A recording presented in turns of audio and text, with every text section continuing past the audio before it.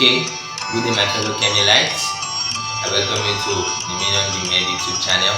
Here we make your learning fun and making chemistry your best subject. So, I'm here on a quest to making your journey with chemistry better and changing you from an olodo or what we see average student, from an average student to an elite student.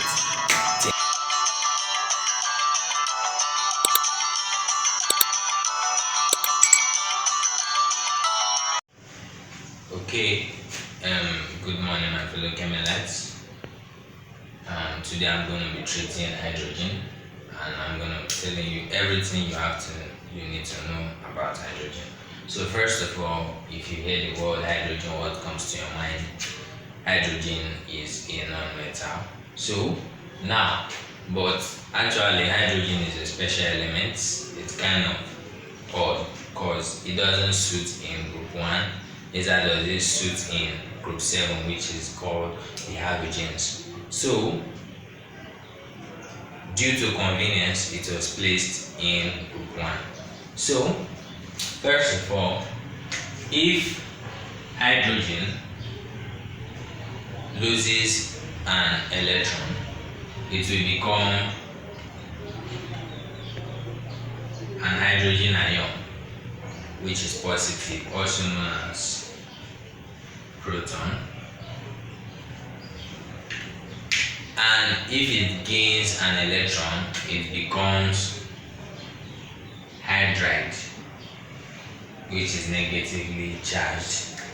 This hydride is peculiar to the halogens, while this hydrogen ion is peculiar to the alkaline metals. Okay, alkaline metals.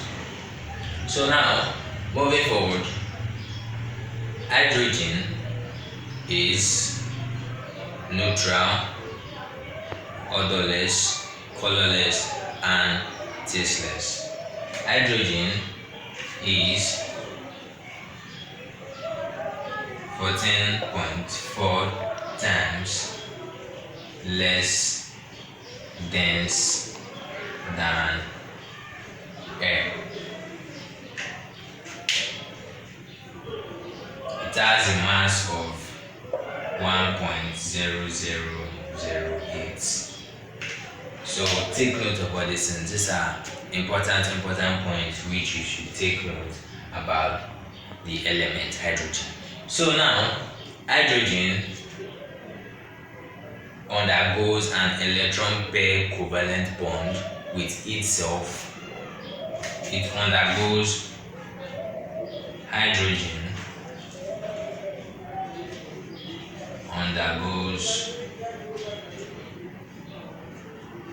electron pair covalent bond with itself, which is hydrogen bonding with itself and other atoms, mostly the non-metals, something like this. Hydrogen bonding with chlorine, a covalent bond. Okay, so these are also points which you should note. Okay, now the boiling point of hydrogen is 20 Kelvin, while the melting point is 14 Kelvin. So I just want you to note all these things, keep it in your head. These points will be very useful to you during our further classes. Hydrogen has an electron configuration of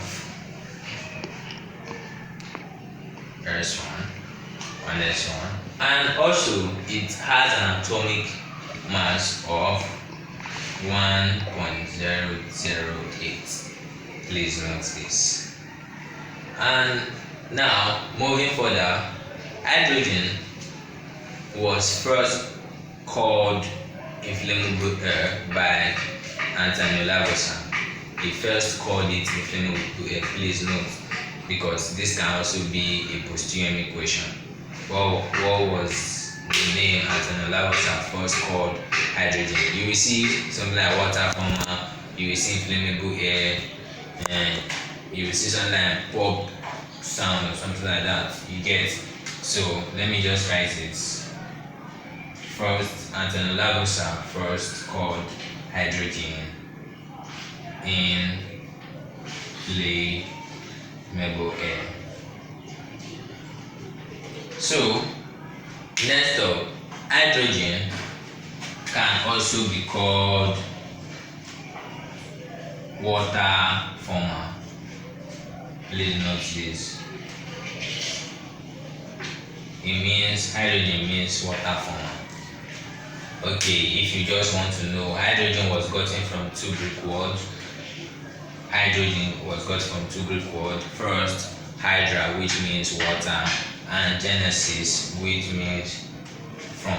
So now, as we are gotten from. Yeah. So as we are saying now, hydrogen has what we call isotopes. So there are different types of hydrogen. First, we have what we call protium. We have protium, which is the normal hydrogen we mostly know. It is the most popular. We have deuterium,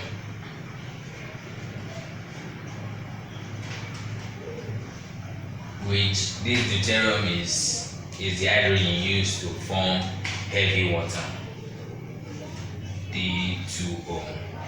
So anytime you see this symbol, it's called heavy water. Note that it's called heavy water. And last but not the least, the radioactive isotope of hydrogen called tritium.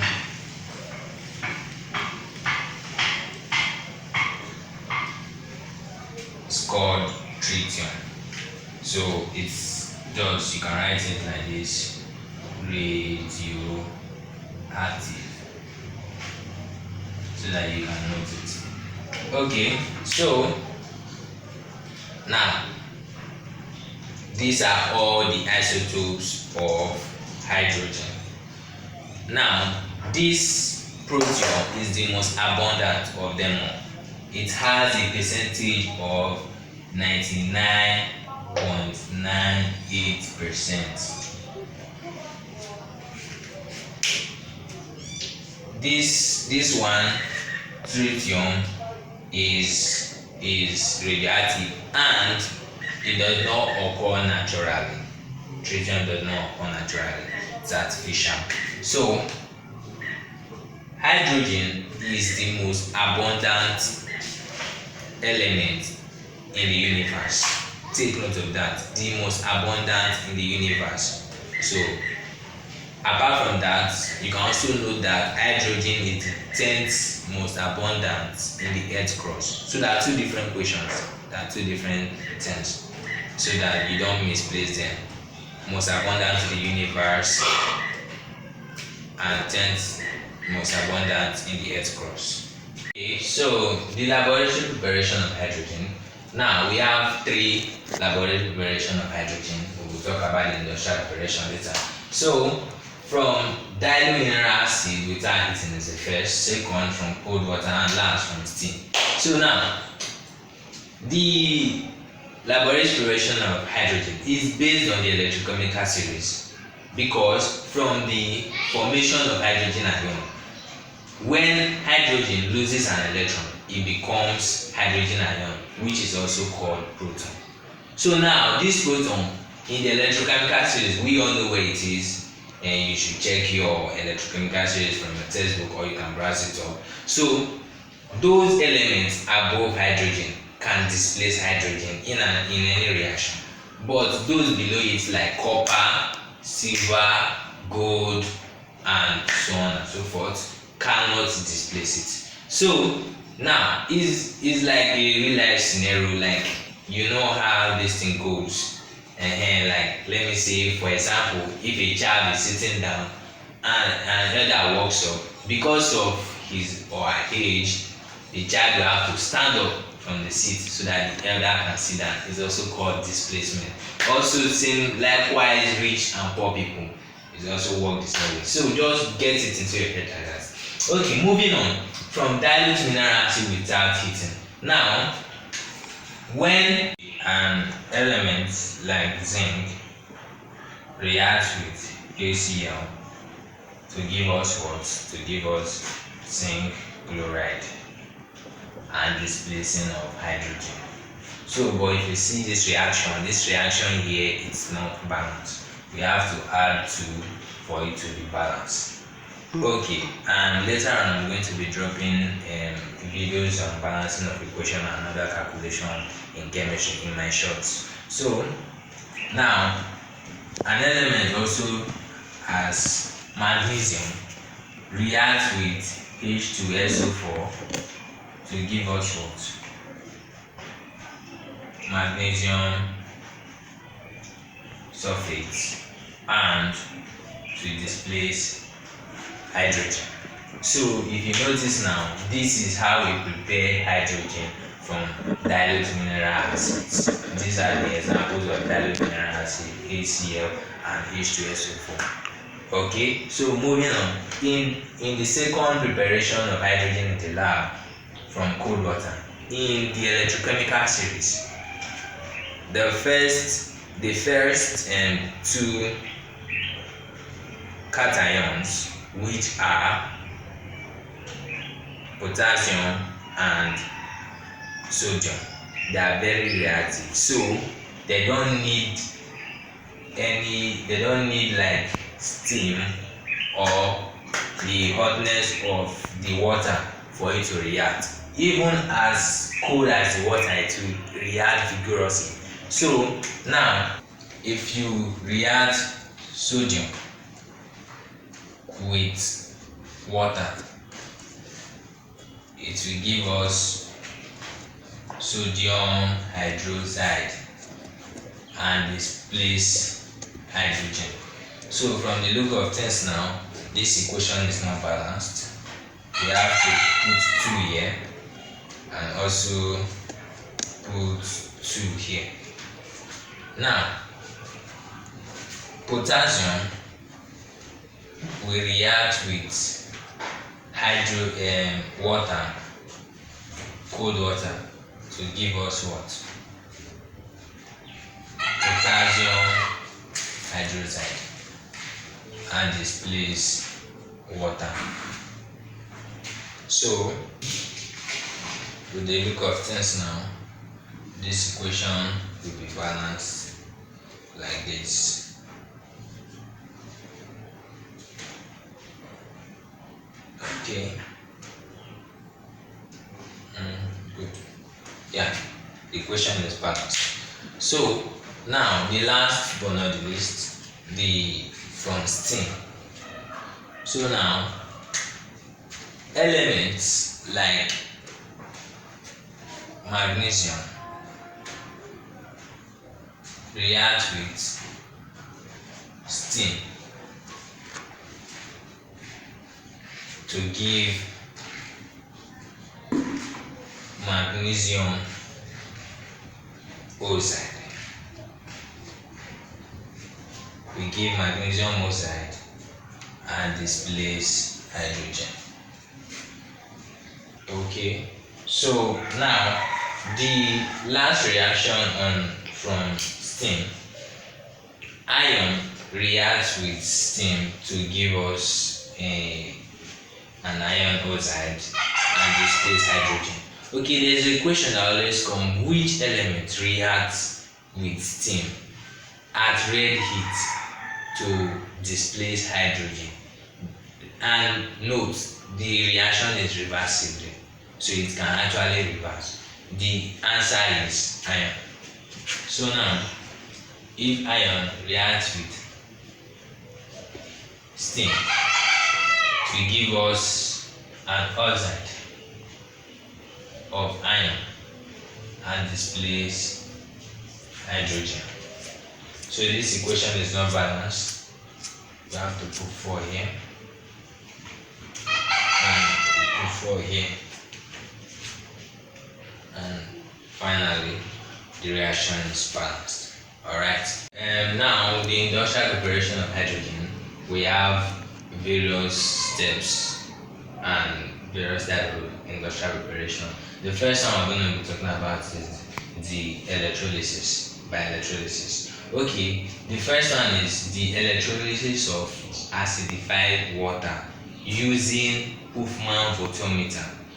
Now, in this reaction, hydrogen is deposited as the cathode, and therefore where reduction takes place. Note that hydrogen is deposited at the cathode where reduction takes place. Now, the second way of preparing hydrogen industrially is from water gas, which is also called the Bosch process. Now, in the Bosch process, we have 2 steps in the Bosch process. First is the formation of water gas. Now, steam reacts with red hot coke, which is H2O reacts with coke to give us CO and hydrogen. This here is what we call water gas. Note this, there is a question. They can just ask you what is water gas, and they will give you different reactions. This is what we call water gas, CO plus H2. Okay, now from this, the final process in the Bosch process is the reaction of water gas. We further react water gas to steam. So steam now undergoes, and the water gas undergoes further reaction with steam, which is carbon monoxide plus hydrogen molecule. It will give us carbon dioxide and more water. Okay, this is it. Now the final industrial preparation of hydrogen is from natural gas. Okay, it contains majority of methane. So now methane CH4 reacts with steam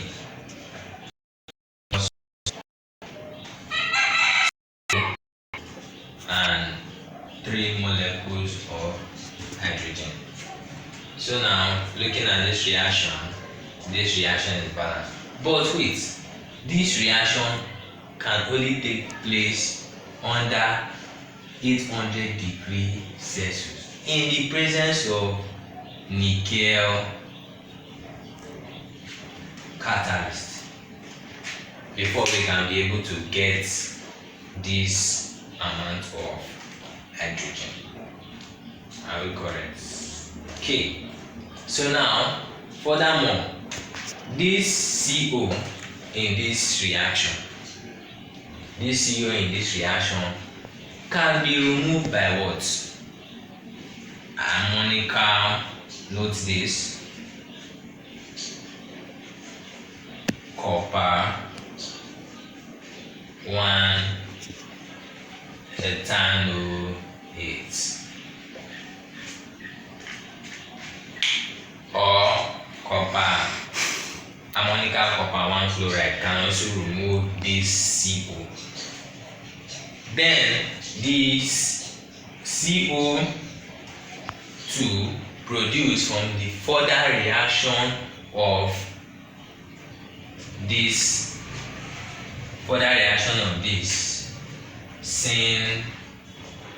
synthesis gas. Note, this reaction is called synthesis gas, but for the further reaction of this with steam, CO2 will be produced, carbon dioxide will be produced, can be removed by washing under pressure. Is a popular question. These two, note it. Ammonium copper ethanol, it can be used to remove carbon monoxide from this reaction. Then the CO2 can be removed by washing under pressure or dissolving under caustic alkaline.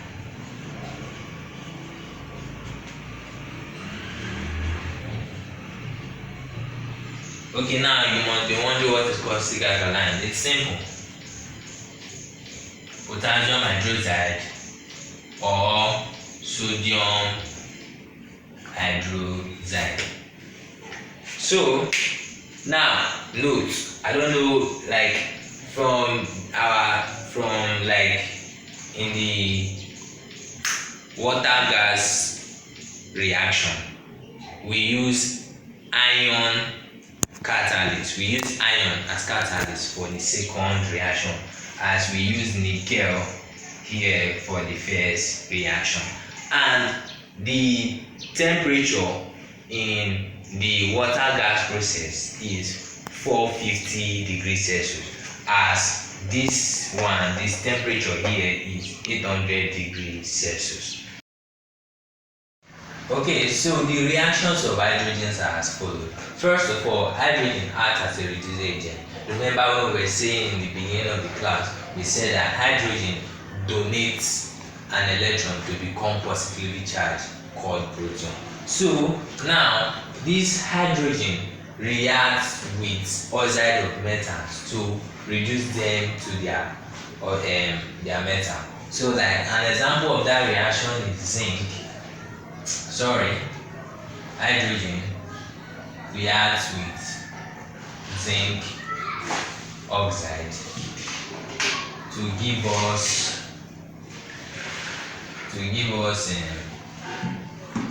H2O and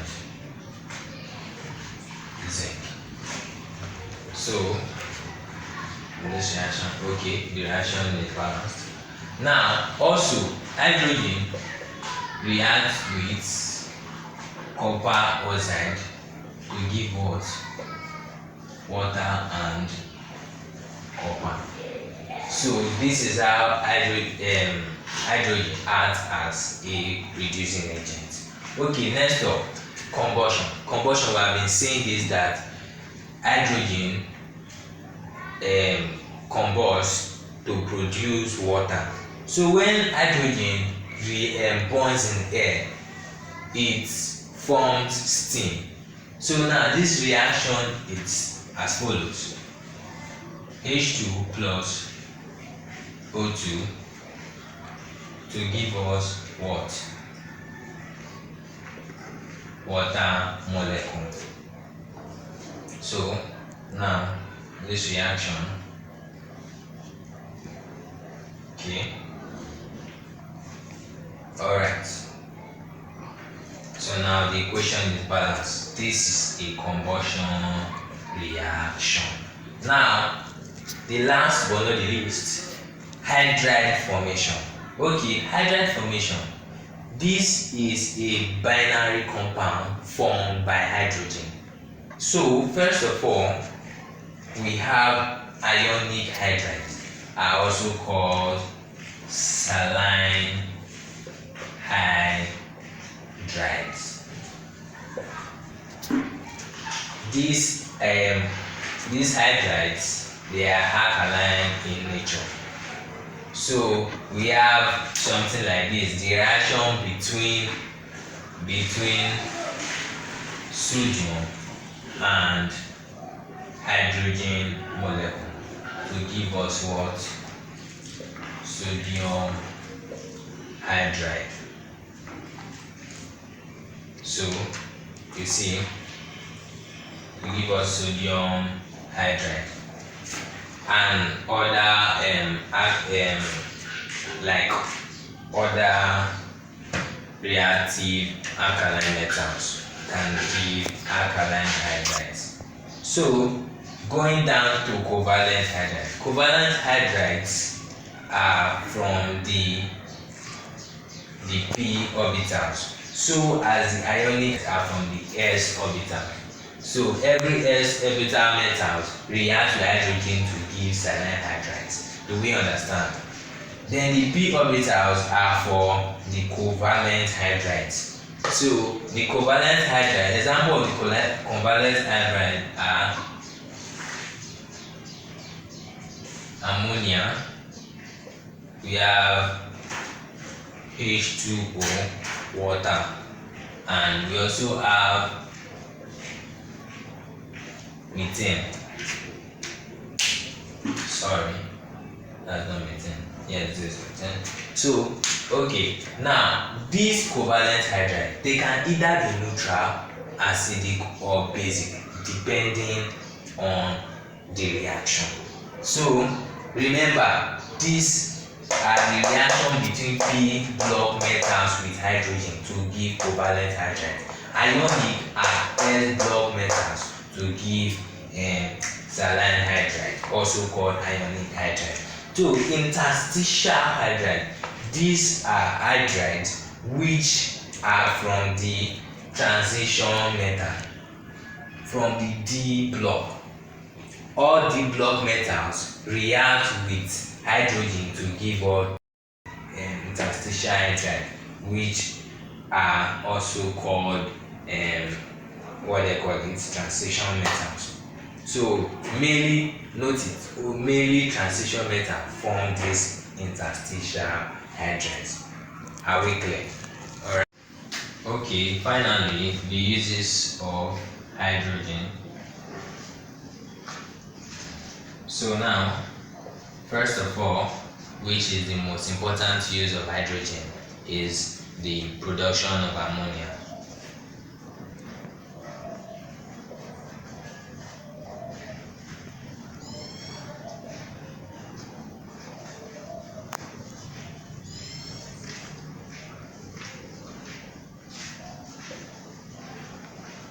Okay, actually people have different perspective of this.